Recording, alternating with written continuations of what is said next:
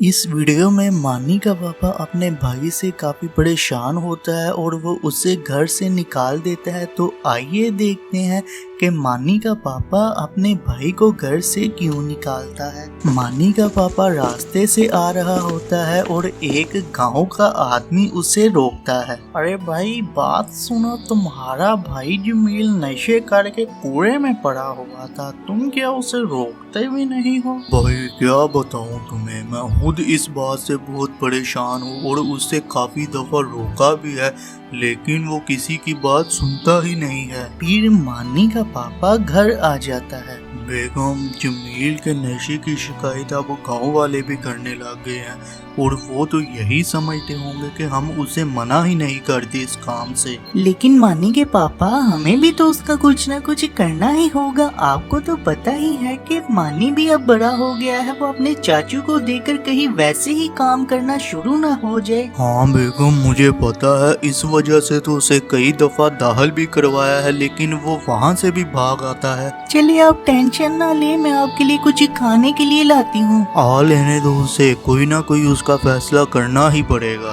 मानी का पापा अपने भाई की वजह से काफी परेशान हो जाता है और वो अपने भाई का इंतजार करने लग जाता है और कुछ देर बाद मानी का चाचू भी घर आ जाता है। तो आइए देखते हैं कि मानी के पापा का क्या फैसला होता है। जमील, अब तुम्हारी शिकायत मुझे गांव वाले भी लगाने लग गए हैं, अब तो ये काम तुम छोड़ दो। भाई मैंने आपको पहले भी कहा है, मुझसे ये काम नहीं छोड़ा जाता और गांव वालों को क्या लगे मैं जो मर्जी करूं। देखो जमील, मैं तुमसे आखिरी दफा ये कह रहा हूँ, ये नशा छोड़ दो। और मानी भी बड़ा हो रहा है, वो तुम्हें देखकर क्या सीखेगा। मैं आपसे कह तो रहा हूँ, मैं नहीं ये छोड़ सकता।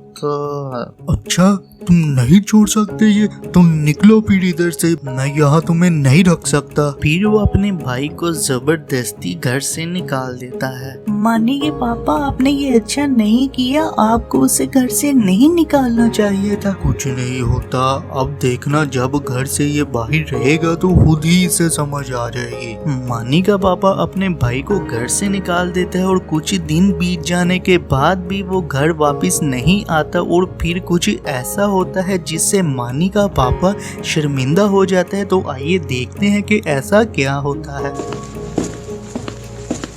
जमील को घर से निकाले अब काफी दिन हो गए हैं, वो आया ही नहीं। जाकर देखें उसे, वो ठीक भी है या नहीं। ठीक है बेगम, मैं जाकर देखता हूँ उसे, शायद उसे कुछ समझ ही आ गई हो। मेरा भी तो एक ही भाई है, मुझे भी काफी दुख हुआ था उसे घर से निकालते हुए।